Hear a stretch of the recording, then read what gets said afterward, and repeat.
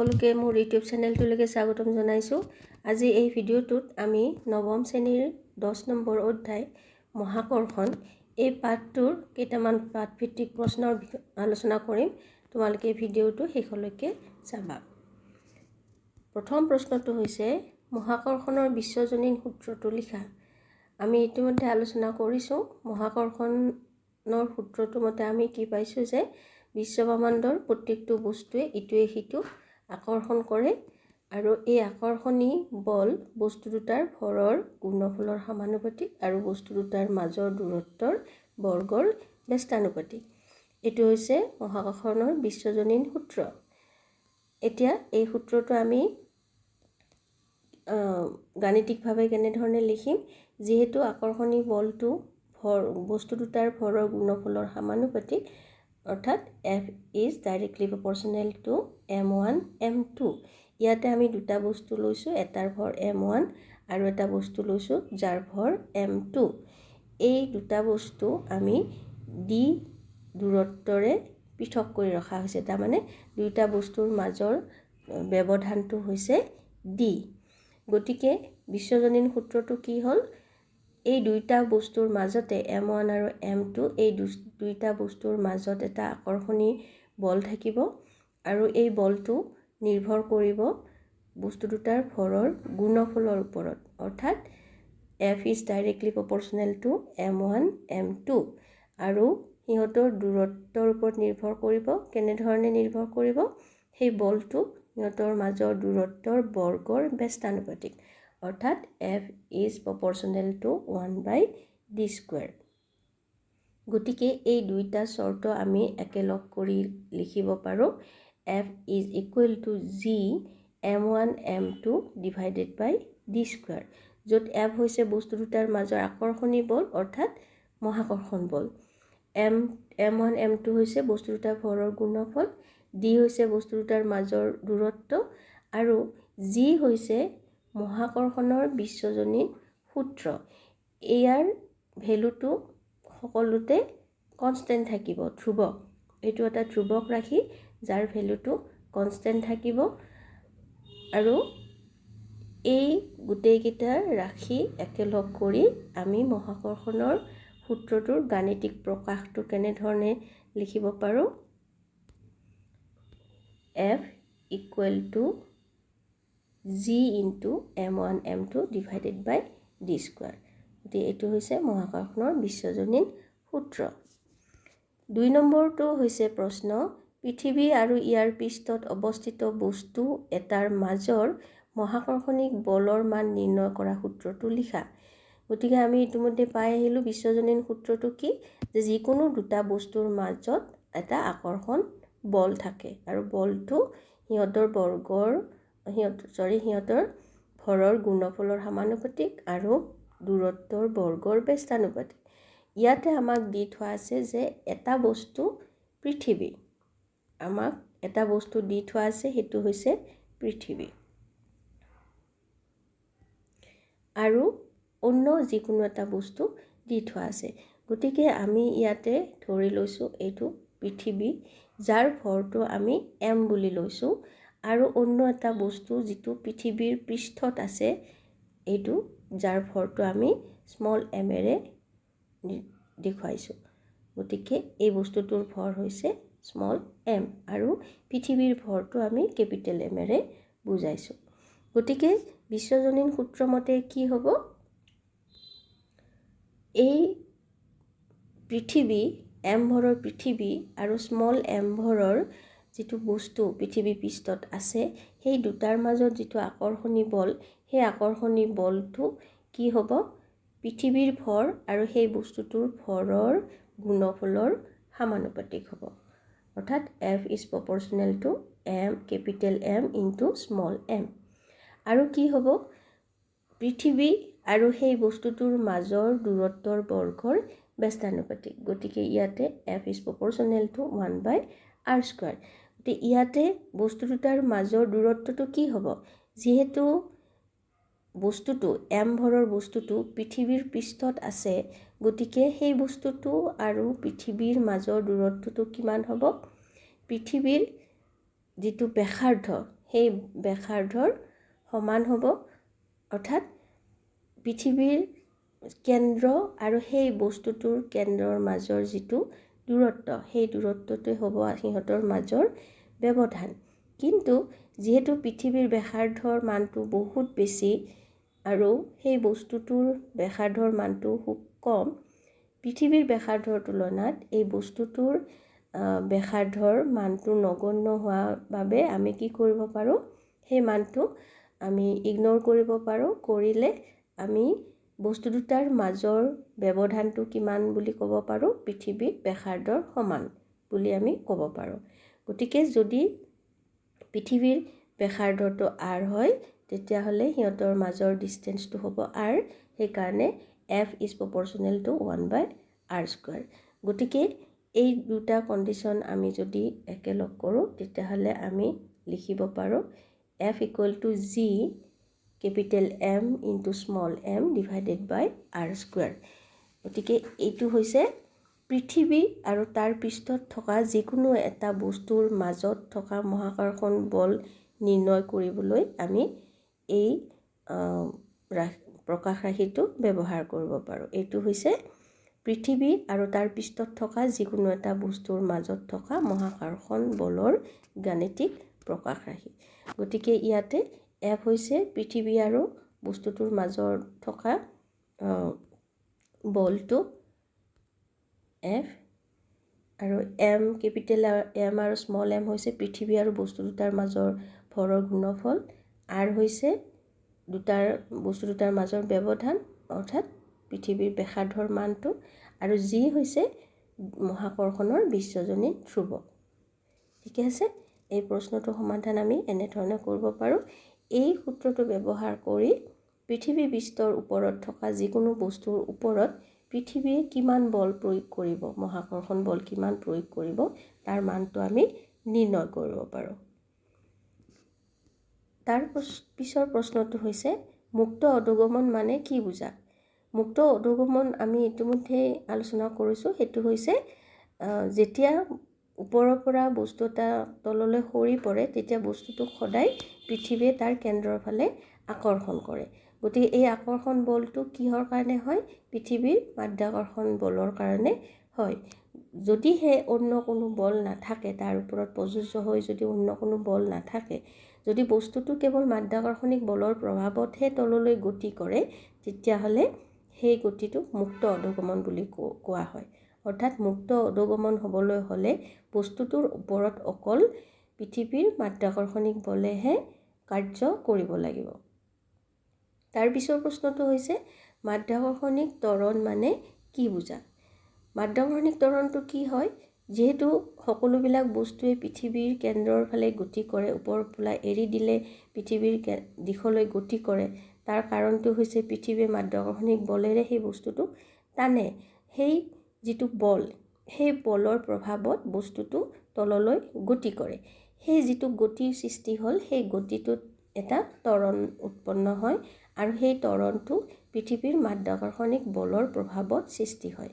সেইকাৰণে আমি ক'ব পাৰোঁ যে কোনো বস্তু এটা পৃথিৱীৰ দিশত তললৈ পৰিলে পৃথিৱীৰ মাধ্যাকৰ্ষণিক বলৰ প্ৰভাৱত বস্তুটোৰ এটা ত্বৰণৰ সৃষ্টি হয়, আৰু সেই ত্বৰণক পৃথিৱীৰ মাধ্যাকৰ্ষণিক ত্বৰণ বুলি কোৱা হয়। তাৰ পিছৰ প্ৰশ্নটো হৈছে বস্তু এটাৰ ভৰ আৰু ওজনৰ মাজৰ পাৰ্থক্যসমূহ কি কি? গতিকে তোমালোকে জানা বস্তু এটাৰ ভৰ আৰু ওজন মানে কি? ভৰ হৈছে বস্তুটোত থকা পদাৰ্থৰ পৰিমাণ, আৰু ওজন হৈছে কি? সেই বস্তুটোক পৃথিৱীৰ মাধ্যাকৰ্ষণিক বলে কিমান পৰিমাণেৰে টানিছে। যি বলেৰে বস্তুটোক পৃথিৱীৰ মাধ্যাকৰ্ষণিক বলে নিজৰ কেন্দ্ৰৰ ফালে আকৰ্ষণ কৰে, সেই বলটোকে বস্তুটোৰ ভৰ বুলি কোৱা হয়। গতিকে এই ভৰ আৰু ওজনৰ মাজত কিছুমান পাৰ্থক্য আছে, যিবিলাক আমি এনেধৰণে দেখুৱাব পাৰোঁ। বস্তু এটাত থকা পদাৰ্থৰ পৰিমাণ হৈছে সেই বস্তুটো ভৰ। আনহাতে বস্তু এটা যি বলেৰে পৃথিৱীৰ ফালে আকৰ্ষিত হয়, তাকে বস্তুটো ওজন বুলি কোৱা হয়। দ্বিতীয়তে ভৰ হ'ল জড়তাৰ মাপ। আমি ইতিমধ্যে আলোচনা কৰিছোঁ যে আগতে পাই আহিছোঁ যে বস্তু এটাৰ যিমানে ভৰ বেছি হয়, সিমানে তাৰ স্থানৰ পৰিৱৰ্তন কৰিবলৈ বা গতিৰ পৰিৱৰ্তন কৰিবলৈ আমি বেছি বল প্ৰয়োগ কৰিব লাগে। অৰ্থাৎ জড়তাটো অলৰেডি আমি পাইছোঁ। জড়তা মানে হৈছে বস্তু এটাই সদায় সি নিজৰ স্থানতে থাকিব বিচাৰে, সেই যিটো প্ৰৱণতা সেইটোকে আমি জড়তা বুলি কওঁ। সেই জড়তাটো যদি আমি ভাঙিব লগা হয় তেতিয়াহ'লে আমি বাহিৰৰ পৰা এটা বল প্ৰয়োগ কৰিব লাগিব। এতিয়া কিমান বল প্ৰয়োগ কৰিব লাগিব সেই বলৰ পৰিমাণটো নিৰ্ভৰ কৰিব বস্তুটোৰ ভৰৰ ওপৰত। সেইকাৰণে বস্তুটোৰ ভৰটোকে জড়তাৰ মাপ বুলি কোৱা হয়।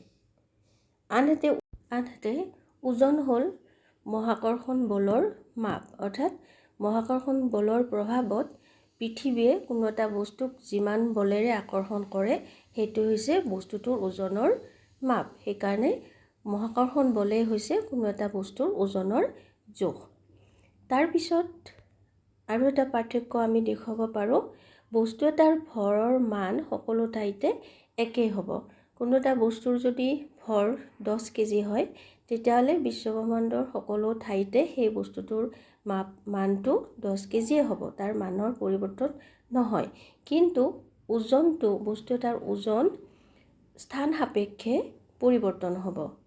গতিকে আমি যদি পৃথিৱী পৃষ্ঠত এটা বস্তুৰ ওজন 10 নিউটন বুলি কওঁ তেতিয়াহ'লে সেই বস্তুটোৰ ওজন কিন্তু আমি চন্দ্ৰপৃষ্ঠত 10 নিউটন নাপাওঁ বা অন্য গ্ৰহত তাৰ মানটো 10 নিউটন নহয়।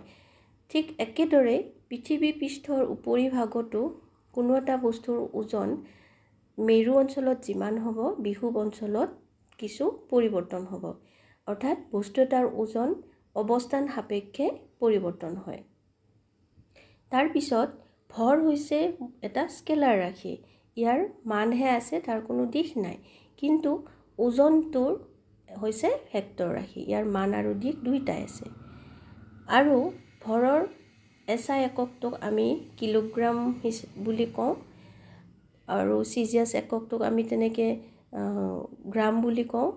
ওজনৰ এছআই একক হ'ব নিউটন আৰু চিজিয়াছ একক হ'ব ডাইন। গতিকে এইকেইটা হৈছে ভৰ আৰু ওজনৰ মাজৰ পাৰ্থক্য। তাৰপিছৰ প্ৰশ্নটো, চন্দ্ৰপৃষ্ঠত বস্তু এটাৰ ওজন ভূপৃষ্ঠৰ ওজনৰ 1/6 অংশ হয় কিয়?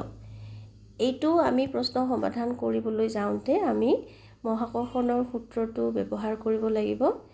গতিকে ইয়াতে ধৰা হৈছে বস্তু এটাৰ ভৰ m, গতিকে চন্দ্ৰপৃষ্ঠত তাৰ ওজনটো আমি WM বুলি ক'লোঁ আৰু পৃথিৱী পৃষ্ঠত তাৰ ওজনটো WE। গতিকে পৃথিৱীৰ ভৰটো আমাক দিয়া আছে m ইকুৱেল টু কিমান দিয়া আছে 5.98 × 10⁻24 কেজি আৰু ব্যাসাৰ্ধ দিয়া আছে কিমান 6.37 × 10⁶ মিটাৰ। এইটো হৈছে পৃথিৱী পৃষ্ঠত বস্তুটোৰ ভৰ। ঠিক একেদৰে চন্দ্ৰৰ ভৰটো দিয়া আছে 7.36 × 10⁻22 কেজি আৰু চন্দ্ৰৰ ব্যাসাৰ্ধ দিয়া আছে 1.74 × 10⁶। গতিকে মহাকৰ্ষণৰ বিশ্বজনীন সূত্ৰ অনুসৰি আমি কি কৰিব পাৰোঁ, চন্দ্ৰপৃষ্ঠত বস্তুটোৰ ভৰ WM ইকুৱেল টু লিখিব পাৰোঁ G × MM × small m divided by RM²। ঠিক একেদৰে পৃথিৱী পৃষ্ঠত বস্তুটোৰ আমি ওজনটো লিখিব পাৰোঁ, যিটো মহাকৰ্ষণৰ সূত্ৰ মতে পৃথিৱী পৃষ্ঠত আমি কি লিখিব পাৰোঁ বস্তুটোৰ ওজন WE equal to G × capital M × small m divided by R²। এতিয়া ইয়াতে পৃথিৱীৰ ভৰ আৰু পৃথিৱীৰ ব্যাসাৰ্ধ, পৃথিৱীৰ ভৰ আৰু পৃথিৱীৰ ব্যাসাৰ্ধ বহাইলে আমি ভেলুটো কিমান পাম, WE পৃথিৱী পৃষ্ঠত তাৰ ওজনটো কিমান হ'ব 1.474 × 10⁻11 G × M। একেদৰে চন্দ্ৰপৃষ্ঠত বস্তুটোৰ ভৰ কিমান হ'ব, যেতিয়া আমি মোনৰ ভৰ বহুৱাম আৰু মুনৰ ব্যাসাৰ্ধৰ মান বহুৱাম, তেতিয়া চন্দ্ৰপৃষ্ঠত m ভৰৰ বস্তুটোৰ ওজন কিমান হ'ব? 2.431 × 10⁻10 g × m। এতিয়া আমি এই দুইটা ভৰ, চন্দ্ৰপৃষ্ঠত বস্তুটোৰ ভৰ আৰু পৃথিৱী পৃষ্ঠত দুইটাৰ ভৰ, এই ভৰ দুটাৰ যদি অনুপাত লওঁ তেতিয়াহ'লে আমি কি পাম? Wm divided by We equal to 2.431 × 10⁻10 g × m divided by 1.474 × 10⁻11 g × m। এইটো আমি যেতিয়া সৰল কৰিম তেতিয়া আমি পাম 1/6। এইটো ভেলুটো পাম 1/6। সেইকাৰণে আমি ক'ব পাৰোঁ যে চন্দ্ৰপৃষ্ঠত আৰু পৃথিৱীত ওজনৰ অনুপাতটো 1/6 হ'ব। সেয়েহে চন্দ্ৰপৃষ্ঠত বস্তু এটাৰ ওজন ভূপৃষ্ঠৰ ওজনৰ 1/6 অংশ হয়। অৰ্থাৎ কোনো এটা বস্তুৰ ওজন যদি পৃথিৱী পৃষ্ঠত কি হয় 6 নিউটন হয়, তেতিয়াহ'লে চন্দ্ৰপৃষ্ঠত তাৰ ভৰটো ওজনটো হ'ব 1 নিউটন, 6/1 অংশ। বস্তু এটাৰ ওজন পৃথিৱীত যিমান হ'ব তাতকৈ চন্দ্ৰপৃষ্ঠত কমি যাব। সেইটো হৈছে প্ৰশ্নৰ সমাধানটো। তাৰপিছৰ প্ৰশ্ন, মিহি কিন্তু মজবুত ৰছীৰ ফিটা লগোৱা স্কুল বেগ এটা লৈ ফুৰাত অসুবিধা কিয় হয়? এইটো আমি এনেধৰণে ক'ব পাৰোঁ যে একক ক্ষেত্ৰফলৰ ওপৰত প্ৰয়োগ কৰা হেঁচাকে চাপ বোলে। অৰ্থাৎ পি, যদি চাপটো আমি পিৰে বুজাওঁ, P = F/A। অৰ্থাৎ এই প্ৰকাশ ৰাশিটোৰ পৰা আমি কি ক'ব পাৰোঁ? যদি প্ৰেছাৰটো আমি কেলকুলেট কৰিব লাগে, চাপটো যদি আমি জানিব লাগে, তেনেকুৱা ক্ষেত্ৰত যদি ক্ষেত্ৰফল এৰ মানটো কম হয় তেতিয়াহ'লে চাপটো বেছি হ'ব। চেম বল যদি আমি প্ৰয়োগ কৰোঁ তেতিয়াহ'লে ক্ষেত্ৰফল কম হ'লে তাৰ ওপৰত প্ৰয়োগ হোৱা চাপৰ মানটো বাঢ়িব, আৰু ক্ষেত্ৰফল যদি বাঢ়ে চেম বল প্ৰয়োগ কৰিলেও চাপৰ মানটো কমিব। সেইকাৰণে মিহি কিন্তু মজবুত ৰছীৰ ফিটা লগোৱা স্কুল বেগ এটা লৈ ফুৰাত অসুবিধা হয়, কাৰণ মিহি ৰছীটোৰ ক্ষেত্ৰত ক্ষেত্ৰফলটো কম হয় আৰু স্কুল বেগটোৰ যিটো ওজন সেই ওজনটো কম ক্ষেত্ৰফলৰ ফিটাডালত কি হয় প্ৰয়োগ হয়। তাৰ ফলত কি হয় চাপৰ মানটো বাঢ়ে, যিহেতু ক্ষেত্ৰফলটো কম সেইকাৰণে চাপৰ মানটো বেছি হয়, আৰু সেই অধিক চাপৰ কাৰণে কি হয় মানুহজনৰ অসুবিধা হয়, বা যোনে বেগটো কঢ়িয়াই লৈ ফুৰিছে তেওঁৰ অসুবিধা হয়। তাৰপিছৰ প্ৰশ্নটো হৈছে প্লাবিতা মানে কি? গতিকে প্লাবিতা মানে কি আমি অলৰেডি যিখিনি পঢ়িছোঁ সেইখিনিৰ আধাৰত আমি এনেকৈ ক'ব পাৰোঁ যে যিকোনো বস্তু তৰলত ডুবালে বস্তুটোৱে এটা ঊৰ্ধ্বমুখী হেঁচা বা বল অনুভৱ কৰে। তৰল বা পানীয়ে বস্তুটোৰ ওপৰত প্ৰয়োগ কৰা এই ঊৰ্ধ্বমুখী হেঁচা প্লাবিতা বুলি কোৱা হয়। 3 নম্বৰ প্ৰশ্নটো হৈছে বস্তু এটা পানীৰ পৃষ্ঠত থ'লে ই উপঙা বা ডুবাৰ কাৰণ কি? এই আনচাৰটো আমি এনেধৰণে লিখিব পাৰোঁ যে বস্তু এটা পানীৰ পৃষ্ঠত থ'লে ই উপঙা বা ডুবাৰ কাৰণ হ'ল বস্তুটো আৰু পানীৰ মাজৰ ঘনত্বৰ পাৰ্থক্য। কোনো এটা বস্তুৰ ঘনত্ব পানীতকৈ কম হ'লে ইয়াৰ ওপৰত পানীৰ ঊৰ্ধ্বমুখী হেঁচাটো বস্তুটোৰ ওজনতকৈ বেছি হয়। তেনেকুৱা ক্ষেত্ৰত বস্তুটো পানীত উপঙি থাকিব। আৰু যদি বস্তুটোৰ ঘনত্ব পানীতকৈ বেছি হয় তেতিয়াহ'লে ইয়াৰ ওপৰত পানীৰ ঊৰ্ধ্বমুখী হেঁচাটো বস্তুৰ ওজনতকৈ কম হয়। এই ক্ষেত্ৰত বস্তুটো ডুবি যায়। গতিকে আমি ক'ব পাৰোঁ যে বস্তু দুটাৰ যিটো বস্তু আমি পানীত ডুবাম সেইটো বস্তু আৰু পানীৰ মাজৰ ঘনত্বৰ পাৰ্থক্যৰ ওপৰত আমি নিৰ্ভৰ কৰি বস্তুটো ডুবিব নে উপঙি থাকিব সেই কথাটো আমি নিৰ্ধাৰণ কৰিব পাৰোঁ। গতিকে এইকেইটা প্ৰশ্ন বাদভিত্তিক প্ৰশ্ন আমি আলোচনা কৰিলোঁ। আশা কৰিছোঁ সকলোৱে বুজি পাইছা। ইয়াৰ পিছৰ প্ৰশ্নবিলাকো আমি এনেধৰণে আলোচনা কৰি যাম। গতিকে পিছৰ ভিডিঅ'বিলাক পাবলৈ তোমালোকে চেনেলটো ছাবস্ক্ৰাইব কৰি ল'বা, তেতিয়া ভিডিঅ'বিলাক সময়মতে পাই থাকিবা।